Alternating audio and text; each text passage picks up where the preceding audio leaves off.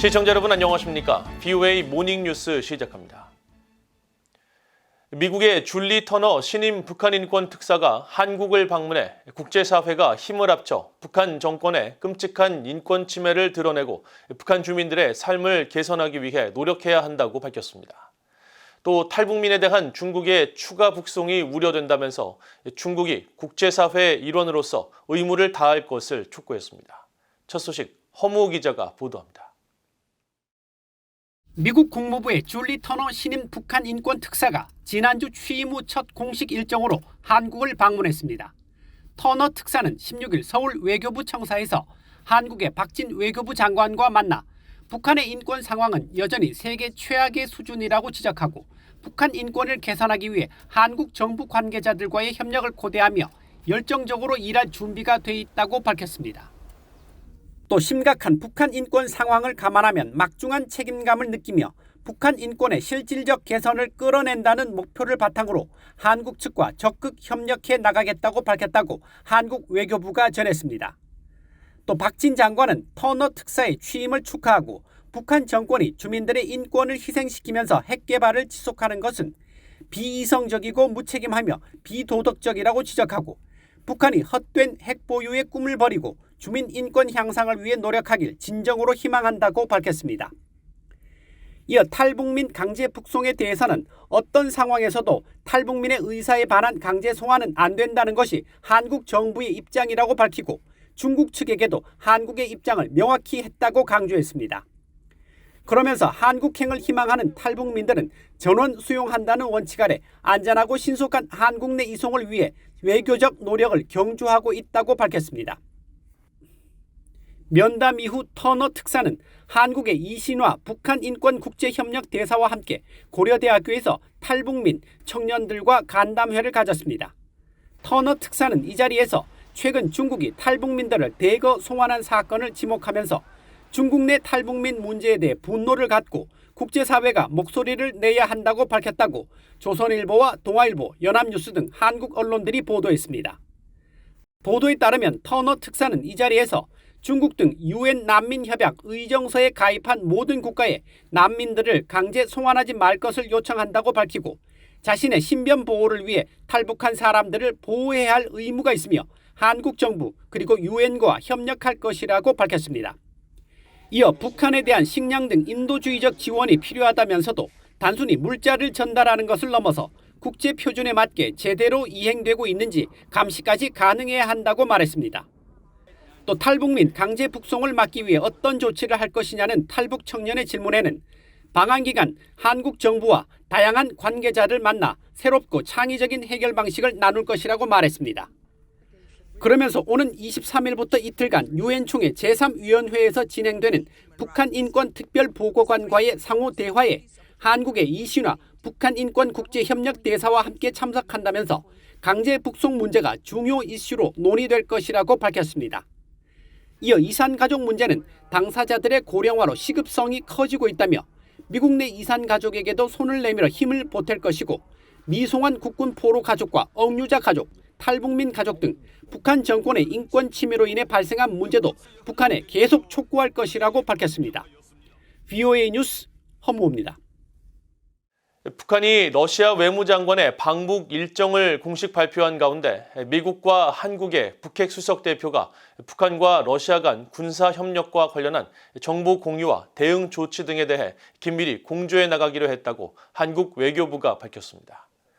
미국 국무부의 성김 대북특별대표와 한국 외교부의 김건 한반도 평화교섭 본부장은 16일 인도네시아 자카르타에서 만나 러시아와 북한이 유엔 안보리 결의에 따라 엄격히 금지된 일체의 군사협력을 진행해서는 안 될 것이라며 이같이 의견을 모았다고 한국 외교부가 밝혔습니다. 또 두 대표는 북러 군사협력 추가 증거 공개를 포함해 엄중한 한반도 정세에 대한 평가를 공유하고 한반도와 국제사회 전체의 평화와 안정을 저해하는 북한의 불법적인 행동에는 분명한 대가가 따를 것이라고 경고했습니다. 이어 양측은 북한이 이달 중으로 예고한 이른바 군사 정찰 위성 발사 등 추가 도발에도 단호히 대응하고 압도적 힘의 우위에 기반해 북한의 핵과 미사일 위협을 억제하고 국제사회의 철저한 대북 제재 이행 등 핵 개발을 단념시키기 위한 전방위적인 노력을 강화하겠다고 밝혔습니다. 특히 안보리 상임이사국이자 북한에 영향력이 있는 중국이 책임있고 건설적인 역할을 할 수 있도록 관여하고 소통하는 노력을 지속하기로 했다고 한국 외교부는 밝혔습니다. 미국 의회의 초당적 기구인 의회 행정부 중국위원회 공동위원장인 크리스토퍼 스미스 하원 의원이 중국의 탈북민 강제 송환을 비판하며 유엔에 대응을 촉구했습니다. 스미스 의원은 13일 성명을 통해 중국이 수많은 북한 난민을 그들의 의사에 반해 북한으로 강제 송환했다는 보도에 진심으로 소름 끼치고 낙심했다며 일부 언론은 최소 600에서 많게는 2,600명의 탈북민들이 한밤중에 송환된 것으로 추정했다고 밝혔습니다. 또 자신이 지난 6월에 주재한 의회 청문회 등 국제사회가 반복해서 경고하고 호소했는데도 불구하고 중국은 국제적으로 인정받는 인권을 다시 중대하게 침해했다고 비판하고 과거 송환된 북한 난민들이 고문과 성폭력, 강제 낙태, 강제 노동을 겪거나 심지어 처형되는 등 끔찍한 경험을 한 것을 고려하면 이번 대규모 송환은 심각한 인도주의 위기라고 지적했습니다. 스미스 의원은 그러면서 탈북민 강제 북송 문제와 관련해 지난 8월 유엔 인권 최고대표와 유엔 난민기구 최고대표의 서한을 보내 대응을 촉구했지만 답을 듣지 못했다면서 유엔이 더 많은 일을 해야 한다고 강조했습니다. 미국 주재 조현동 한국 대사는 미국에서 북한의 비핵화 가능성에 대한 비관론이 제기되고 한국의 자체 핵무장론에 대해서도 이전과 다른 기류가 감지되고 있다고 밝혔습니다. 조 대사는 15일 워싱턴 DC의 주미 한국대사관에서 열린 한국국회 외교통일위원회 국정감사에서 국민의힘 태영호 의원의 관련 질문에 대해 정확히 비중을 말하긴 어렵지만 북한 비핵화 가능성이 점점 어려워진다는 평가가 있고 북핵 해결을 위한 대화가 필요하다는 논의가 과거보다 점점 작아지는 것을 피부로 느낀다고 말했다고 연합뉴스 등 한국 언론들이 보도했습니다.